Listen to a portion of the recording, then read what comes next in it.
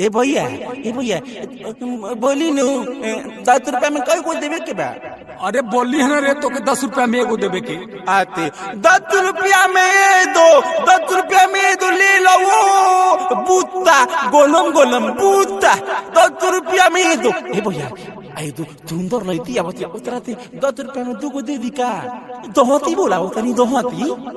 अरे बुढ़ा तेरी सारी बुढ़ा 10 रुपया में ले लो कौन कौन पूछता है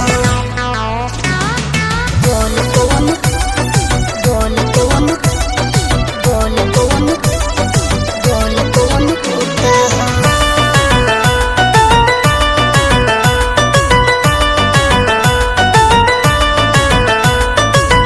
आवन खाल गोरी गरम गरम भूटा हो आवन खाल गोरी गरम गरम भूटा हो खइबो